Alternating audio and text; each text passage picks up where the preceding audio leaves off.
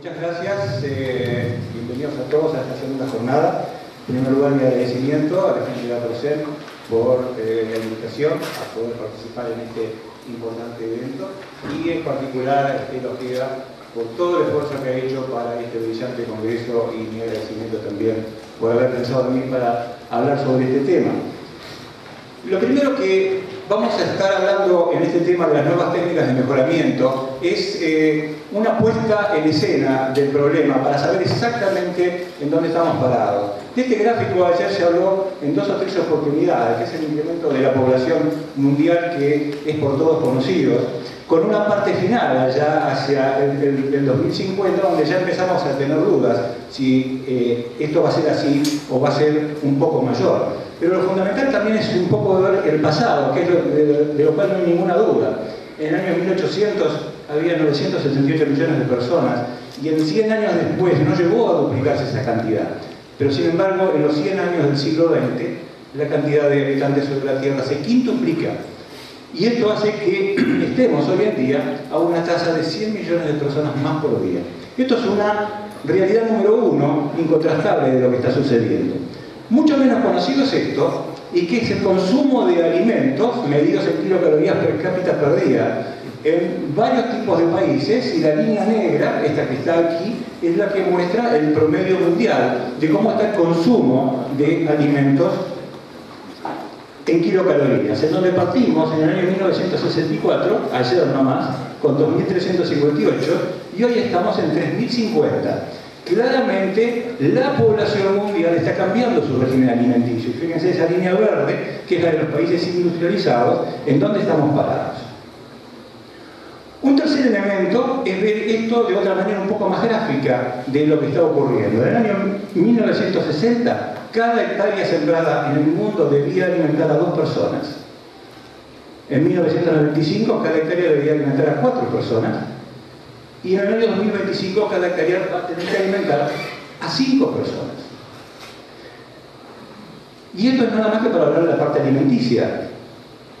Un cuarto problema, o una cuarta realidad, es la demanda que puede haber desde el lado de los biocombustibles. Los biocombustibles están aquí abajo, este es el consumo mundial que tenemos hoy en día, y en los 3 grandes ítems, gas, petróleo y carbón, vemos que son los dominantes. Claramente los biocombustibles no han logrado tener el desarrollo que podrían tener debido a la baja del precio de estos commodities, pero claramente es uno de los recursos energéticos renovables que vamos a tener a disposición en el mundo. Primera conclusión, empezamos casi por las conclusiones al principio. Toda la agricultura mundial está bajo una extrema presión. Y acá confluyen ambientalistas radicalizados, ambientalistas más o menos buenos, la industria, la investigación pública, y todos metidos en este problema y con una discusión que va desde lo técnico a claramente lo político. Pero esto es un hecho incontrastable. Toda la agricultura mundial está bajo una extrema presión como jamás había ocurrido en toda la historia de la humanidad. Y una segunda conclusión, casi inmediata, es que podríamos repasar todas las posibilidades que hay para poder sobrellevar esta extrema presión, pero parecería ser que la única respuesta viable es que un aumento de sustentabilidad ambiental, económica y social es lo único que puede aumentar las tasas de rendimiento unitario por los cultivos. Es la única posibilidad que no tiene amenazas objetables. Pero para lograr esto, en un marco en donde la disponibilidad de agua está limitada, la disponibilidad de tierras está limitada, y debemos intentar elevar verticalmente la producción por hectárea, acá se necesitan 3 cosas, nada más y nada menos: inversión, investigación y desarrollo. Y a partir de ahí, la pregunta fundamental: ¿estamos haciendo lo que hay que hacer en inversión, investigación y desarrollo? Hay una gran cantidad de estudios, por lo menos 10 estudios muy profundos que se han hecho en los últimos 2 o 3 años, que han demostrado que de aquí al 2050, para contrarrestar todo aquello que vimos al principio, la tasa de productividad se debe incrementar al doble de lo que estamos hoy en día. Para ponerlo en alguna cifra, se necesita una tasa de crecimiento de los principales cultivos que tiene que estar en el 2,4% por año. Esto es lo que se necesita para poderse resolver todo lo que vimos al principio. ¿Dónde estamos parados? Y estamos parados aquí. Este es uno de los mejores estudios con la mayor cantidad de información que se ha realizado hasta el presente, con las líneas en negro de maíz, en azul para el arroz, en violeta o rojo para el trigo y en verde para la soja. La línea punteada es lo que se debería estar haciendo, la línea llena es lo que está ocurriendo.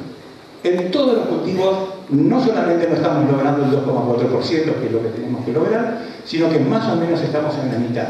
Estos cálculos son coincidentes en cualquier tipo de información que se está, de cualquier tipo de organismo que está relevando esta información.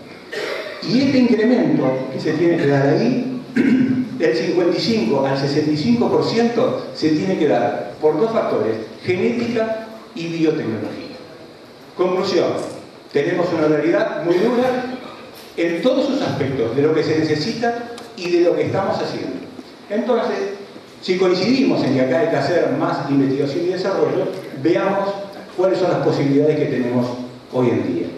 Y las mayores contribuciones que ha habido para el incremento de la productividad de los cultivos en los últimos años han sido el concepto de variedad. El concepto de variedad definido a mediados del siglo pasado por las variedades genéticamente uniformes, estables y definidas que permiten una gran predecibilidad de los cultivos. El segundo gran avance ha sido el uso de híbridos, particularmente el maíz, sorgo y girasol.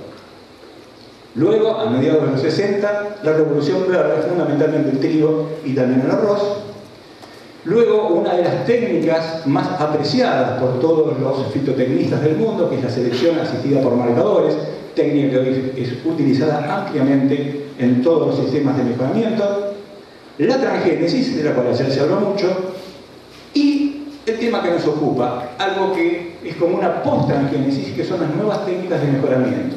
Fíjense que todas las flechas van de arriba hacia abajo, no significa que algunas tecnologías hayan reemplazado otras tecnologías, sino que son tecnologías que se han ido agregando a través del tiempo y todo esto está funcionando en forma simultánea. Bueno, ¿y qué son estas nuevas técnicas de mejoramiento? Que es el tema del cual estoy centrando mi charla. Acá hay una gran confusión, porque estas técnicas de mejoramiento agrupan a una gran cantidad de técnicas que todas están relacionadas con la biotecnología moderna. Todas las técnicas están relacionadas con el ADN recombinante, con el manejo y la manipulación génica en laboratorio. Pero las controversias que hay con respecto a la transgénesis y a la ingeniería genética han hecho que se han empezado a acumular como nuevas técnicas de mejoramiento cosas que no tienen nada que ver entre sí. Y como para poner un elemento confuso en todo esto, esto de NBTs o nuevas técnicas de mejoramiento es una denominación completamente arbitraria de una serie de tecnologías que algunas no tienen nada que ver entre sí, pero que están abarcadas por problemas regulatorios y problemas de propiedad intelectual más o menos similares, que es lo que vamos a tratar de explicar en la charla. Las nuevas técnicas de mejoramiento en su conjunto, son varias, permiten generar cambios en sitios específicos del genoma. Esto quizás sea uno de los elementos más importantes, lo que se llama la edición del genoma. Permiten la transferencia de limitadas cantidades de ADN entre genotipos. Pueden modificar caracteres sin hacer cambio en la secuencia genómica, es decir, alteraciones epigenéticas. Pueden insertar secuencias de ADN específicas, pero entre individuos sexualmente compatibles, silenciar la expresión de genes y, lo más avanzado de todo, la construcción de genomas de novo, es decir, directamente una genómica sintética. Lo importante de ver, y que vamos a ir viendo a medida que avancemos, es que en varias de estas técnicas, la expresión que codifica para el carácter deseado solamente está presente en un estadio intermedio del desarrollo del nuevo cultivo. Como conclusión, en varias de estas técnicas, la variedad final a lo que estamos llegando no tiene ningún transgen insertado. Esta es la gran diferencia que hay con varias de estas técnicas con la transgénesis tradicional, en donde terminamos con un transgen, con un componente genético que es completamente ajeno a la variedad o a la especie en la que estamos trabajando. Acá terminamos habiendo utilizado la más avanzada biotecnología y manipulación genética en un organismo que claramente no es un transgénico en la definición que nosotros veníamos manejando. Vamos a tratar de ver rápidamente las particularidades y agrupar a todas estas técnicas, por lo menos en 4 grupos, como para saber un poco de qué estamos manejando, sin meternos en las terminologías bastante complejas y enrevesadas que estamos aquí, por supuesto, sin entrar en los detalles del nivel. Una categoría 1 de NMTs son aquellas técnicas que permiten una introducción transitoria de ADN en un momento determinado del desarrollo para obtener unos genes. El producto final no tiene ningún transgen insertado. Acá tenemos mutagénesis dirigida por los oligonucleótidos, la edición de genomas, que es lo más importante, y la agroinfiltración. Un segundo grupo de técnicas permiten una introducción estable de ADN, pero nada más que durante un paso intermedio del organismo final al que estamos llegando. El organismo final no tiene ningún transgen incorporado. Acá tenemos la ingeniería reversa y la metilación de ADN a ARN dependiente. Una categoría 3, esto es lo más parecido a la transgénesis, es las técnicas que permiten una integración estable de ADN en un nuevo organismo. Tenemos la cigénesis, intragénesis, que más o menos es uno de los nombres más conocidos que hay, injertos no genes, injertos genes, agroinfiltración, y también otro tipo de edición de genomas que permiten una integración estable de ADN. Y la cuarta categoría es la ingeniería de componentes biológicos que no existen en la naturaleza, una creación de genomas completamente de novo e in vivo, que es la genómica sintética. Para dar una idea de la particularidad que tienen esto, ustedes imagínense la transgénesis, que es lo que más conocemos todos, y sabemos que con una variedad transgénica podemos hacer 2 cosas. Podemos detectar que es transgénica y a su vez, con unas técnicas un poco más refinadas, identificar cuál es el transgen que está insertado. Podemos hacer entonces detección y podemos hacer identificación. Si hacemos un cuadrito con todas estas técnicas y en verde ponemos cuando efectivamente se puede detectar y en rojo cuando efectivamente no se puede detectar o identificar, este es el panorama que tenemos. En la mayoría de estas técnicas, son todas estas que les nombré anteriormente, no se puede ni detectar ni identificar que se ha utilizado una tecnología de ADN recombinante en el medio, dado que el producto final no contiene nada para que podamos probar que se hizo lo anterior. Esto de por sí les está marcando un cambio de paradigma en todo lo que veníamos manejando hasta ahora. Entonces vamos a ver esto, ese cambio de paradigma que involucra a las NBT en el panorama que nosotros conocemos. Los últimos 20 años, que lo cumplimos el año que viene, en el 2016, se cumplen 20 años de la aparición comercial de los cultivos transgénicos, ¿no? Primero, como ustedes saben, la soja RDR1. Y a lo largo de estos 20 años nos hemos manejado con 2 paradigmas, todos, el mejoramiento convencional y la transgénesis, como cosas diferentes de un mismo todo que es la variedad final, pero siempre los hemos visto como 2 mundos diferentes. Y las características de estos 2 mundos son las siguientes. El mejoramiento convencional está marcado porque la propiedad intelectual que podemos aplicar sobre las nuevas variedades es el derecho del obtentor. En algunos países se llaman ley de semilla, pero es el derecho obtentor, el derecho a la protección de variedades. El resultado final, la variedad final, es una variedad que no tiene ningún tipo de regulación. Se asume completamente, tácitamente, que toda variedad obtenida por mejoramiento convencional es tan segura como cualquier variedad predecesora y por lo tanto los productos del mejoramiento convencional no tienen ningún tipo de regulación. Del otro lado tenemos la transgénesis, con cosas completamente opuestas. El sistema de protección básico de toda la transgénesis, de todas las conclusiones genéticas y toda la biotecnología no es el derecho obtentor, porque el derecho obtentor no protege partes de plantas, sino que el derecho de propiedad que se aplica para la biotecnología son las patentes. Y el producto final, la planta transgénica, está completamente regulada, como no lo estuvo en toda la historia ningún tipo de organismo vegetal. Entonces, dos mundos en los últimos 20 años que han estado como opuestos en el desarrollo fitotécnico. Las CNBT se ubican acá en el medio. Comparten cosas de uno y comparten cosas de otro. De manera tal que estamos yendo a un escenario en donde está ocurriendo esto. No tenemos dos mundos completamente diferentes. Lo que ahora tenemos es un continuum de técnicas que van del mejoramiento convencional a la transgénesis y viceversa.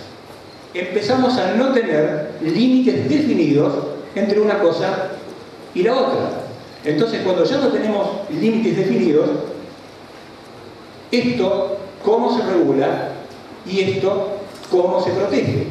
Y este es el gran dilema en el que está toda la discusión sobre estas técnicas, estas nuevas técnicas de mejoramiento aplicadas a la obtención de nuevas variedades. Vamos a empezar por la parte menos desarrollada, que es la propiedad intelectual. En este cuadrito se trata de ejemplificar que en el pasado, el mejoramiento convencional, lo único que teníamos como protección es el derecho de autor, como dije antes. La aparición de los caracteres genéticamente modificados, como en el presente, están protegidos por patentes. Y ubicamos a la derecha, allá las NBTs, como en un tercer callejón, pero nada más que por un tercer callejón a los fines gráficos. Porque claramente desde el punto de vista de la propiedad intelectual, no sabemos exactamente en dónde van a estar insertadas todas estas técnicas.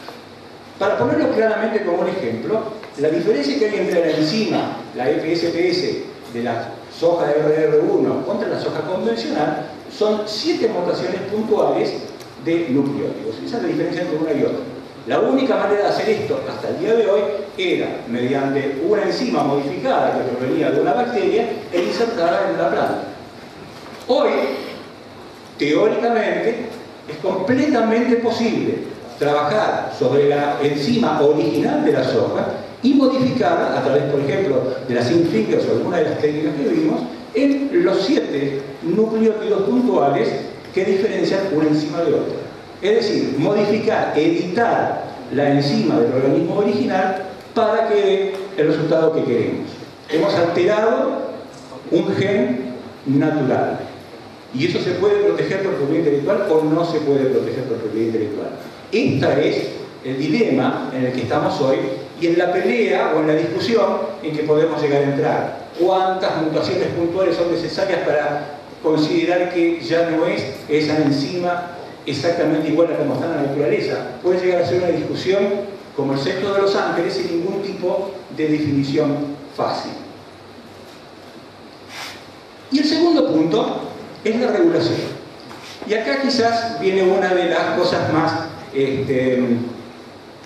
interesantes que tendría hoy para comentarles, porque me imagino que la mayoría de los presentes son de aquí, de Paraguay, y ustedes deben saber bien que los argentinos jamás nos equivocamos. No. Siempre hacemos las cosas perfectas. Pero esta vez nos equivocamos completamente e hicimos algo bien. Y lo que se hizo bien en Argentina fue un sistema regulatorio que lleva 24 años de vigencia, o sea, ha pasado por todos los gobiernos de todo tipo que hemos tenido últimamente, que ha sido inalterable, que nunca se modificó, basado completamente en ciencia y de características muy particulares.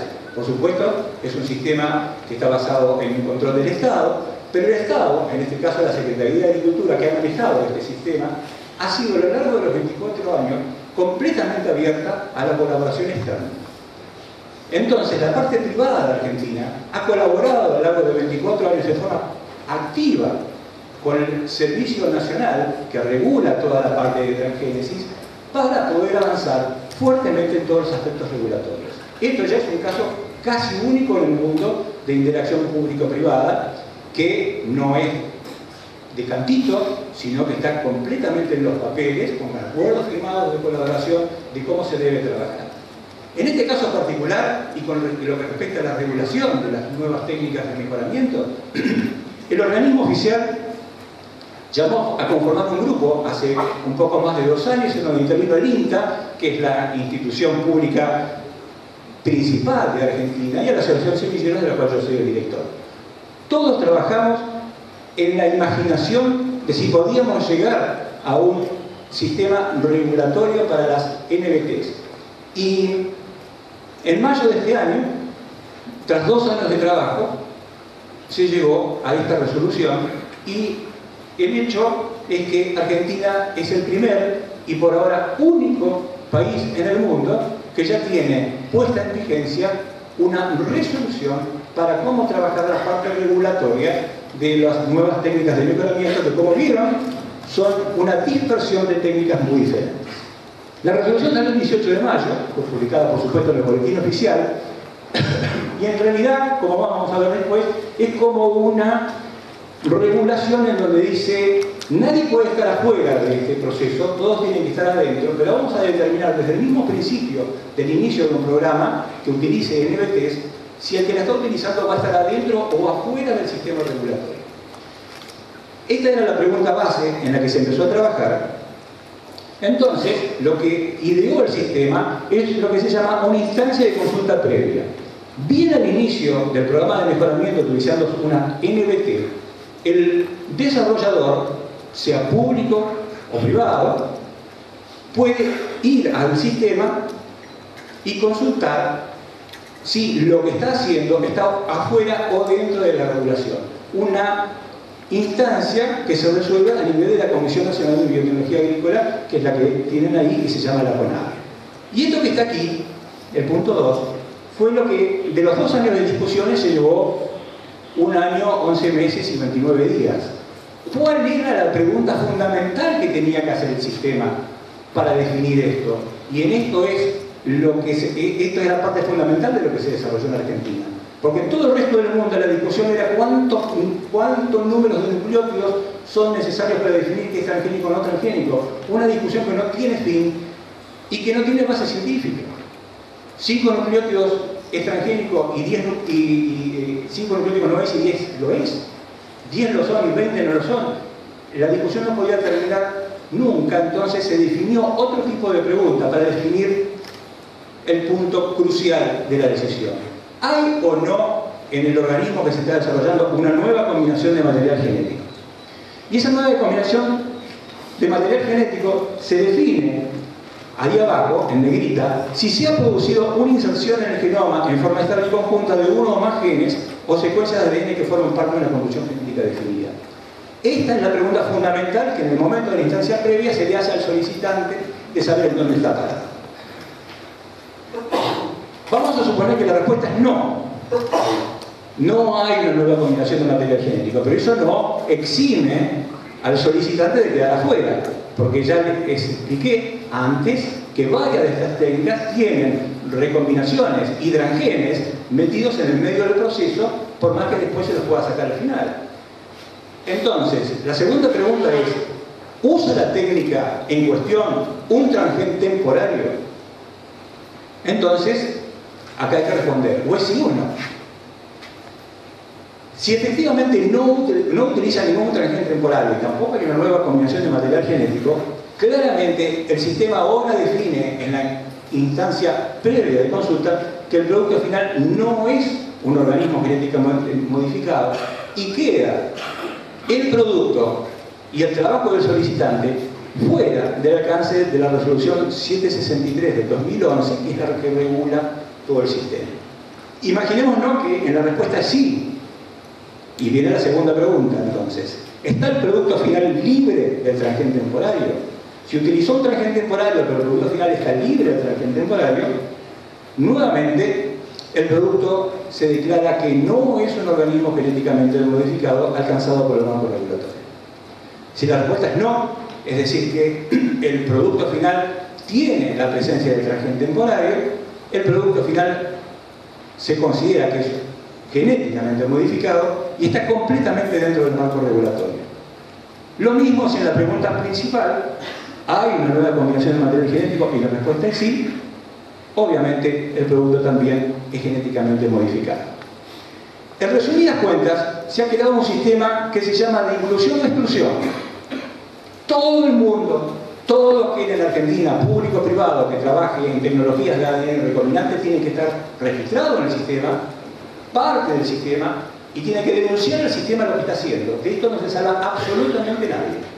Lo que ocurre ahora es que hay un marco regulatorio que le permite al inicio mismo del trabajo poder definir si esto va a terminar en un organismo genéticamente modificado regulado o en un organismo no genéticamente modificado que no va a estar sujeto a ninguna de las regulaciones habituales. Más o menos nos podemos imaginar que estas técnicas, cigénesis, intragénesis, injertos no genes, portigénetos genes, infiltración y toda la edición de genomas que permiten la introducción estable de un ADN extraño dentro de un organismo, muy probablemente terminen siendo las técnicas que van a quedar bajo regulación. Pero como estas técnicas son muy fluctuantes y se superponen entre sí y comparten elementos en común y están en permanente evolución, esto es nada más que una cosa orientativa. Esto va a ser un análisis caso a caso que va a hacer el sistema. Y les reitero, Argentina fue el primer país en el mundo que hizo esto y realmente todo el mundo está mirando con atención cómo va a ser tomada esta decisión que se ha tomado en Argentina, en particular en Europa, en donde estas nuevas tecnologías de mejoramiento están siendo observadas con muchísima atención por la gran posibilidad de que no caigan en el marco regulatorio y eso permita un desarrollo menos controvertido como ha sido lo de la transgénesis. Si tuviésemos que definir estas tres cosas de las que hablé hoy, el desarrollo biotecnológico, el desarrollo de los marcos regulatorios y el desarrollo de la investigación de propiedad intelectual, esto que ven ustedes aquí sería, digamos, la situación ideal. Todas las cosas se desarrollan, avanzan y están todas como mirando el futuro de lo que va a venir. Pero esto claramente es una utopía y no pasa en ningún país del mundo. Claramente el driver, el conductor de todos los cambios es el elemento biotecnológico, lo que se hace en ciencia y técnica, y todo lo demás trata más o menos de acoplarse. En el caso de Argentina,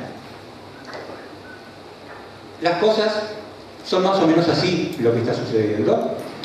El marco biotecnológico de desarrollo es muy importante. Ayer se habló algo y quisiera hacer una alusión de lo que está pasando en Argentina, porque se detalló lo que estaba pasando en Brasil, que claramente es un gran ejemplo. En Argentina, en el caso de la biotecnología, la integración pública-privada ha tenido sucesos completamente extraordinarios. Tenemos 3 instituciones privadas, públicas relacionadas con empresas privadas que están trabajando en biotecnología. En muy poco tiempo más, quizás este año, haya los 2 primeros lanzamientos de transgenes en el sistema obtenidos por instituciones públicas y comercializados por empresas privadas. Y otra cosa más que les puede interesar, cuando se desarrolló este sistema regulatorio que les mostré de NBT, se hizo además un estudio de caso. Una empresa pública, en este caso una institución pública, en este caso el INTA, presentó un proyecto como si todo esto ya estuviese funcionando y fue analizado en el marco del contexto de esta nueva regulación y todos los participantes de la CONAVIA, que es una comisión público-privada, se mostraron satisfechos con la aplicación de la resolución.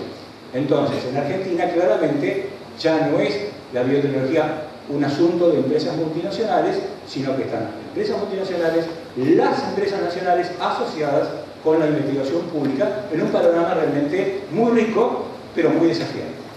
En el caso de las regulaciones, bueno, realmente reitero que en Argentina este es un raro caso de haber hecho las cosas bien, y todos los participantes de este sistema, en donde Juan, que después va a hablar de mí, ha sido partícipe desde el minuto 1 en todo este sistema, estamos muy orgullosos de lo que se ha hecho, porque ha sido un gran trabajo. Casi la única política de Estado que tiene Argentina ha sido justamente esto de lo que estoy hablando. Y a la izquierda, la propiedad intelectual. Gran parte o casi todo lo que se habló ayer del escenario paraguayo es idéntico a lo que está sucediendo en Argentina. Tenemos un marco de propiedad intelectual sumamente endeble para lo que ya hay y no podemos ni imaginar qué va a ser este marco endeble que tenemos con todas estas cosas que están viniendo.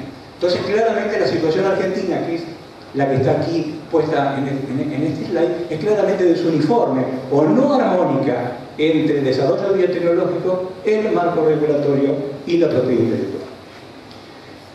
Este asunto de la CNBT, que para varios de ustedes me imagino que será toda una novedad de lo que estamos hablando, es decir, un desarrollo post-transgénico del desarrollo fitotécnico, está siendo analizado en todos los foros del mundo en estos dos temas de los que hablé hoy, propiedad intelectual y marco regulatorio.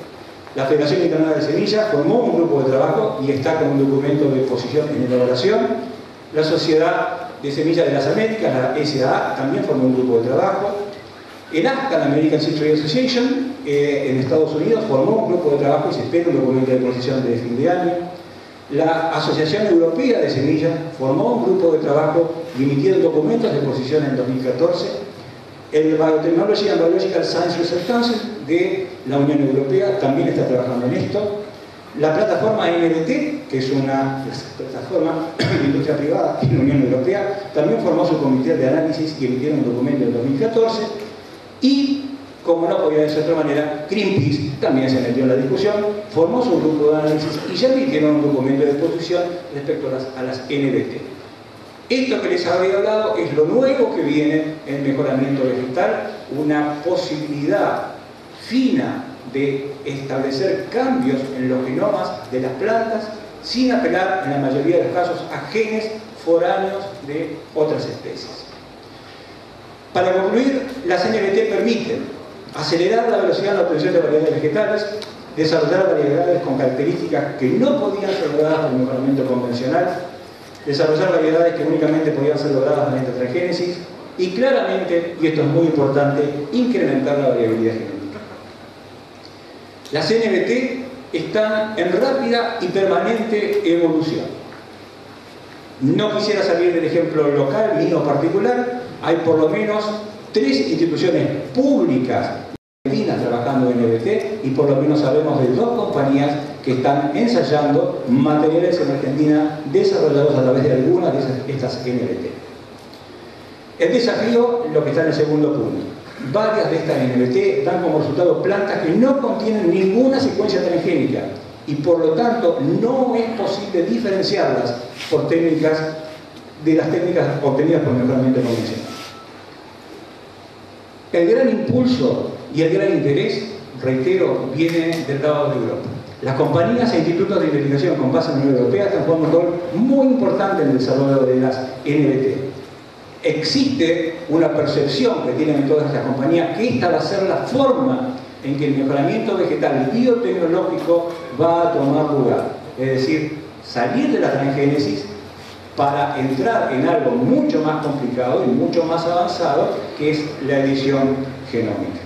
Y por último, y que es el mensaje de toda esta charla que les he dado, las NBT plantean un enorme desafío para todas, para los reguladores y para los regulados, para los que están en el tema y para la población en general, porque plantean la necesidad de un profundo ejercicio de armonización entre la biotecnología, los aspectos regulatorios y la propiedad intelectual.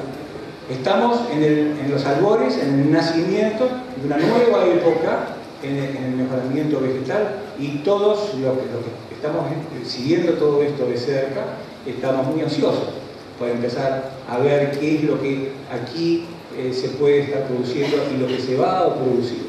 Como saben, la transgénesis son tecnologías muy poderosas, pero también están con muchas controversias a niveles sociales, en particular en Europa, pero también en Asia, mucho en África y también en América hemos empezado a observar estos fenómenos de cuestionamientos a las técnicas transgénicas.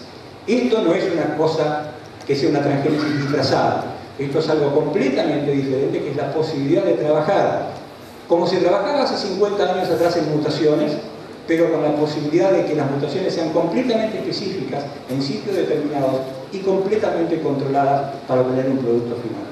Ojalá pueda haber transmitido el problema y el desafío de todo este nuevo tema de las NBT y por supuesto quedo a disposición de sus preguntas. Muchas gracias.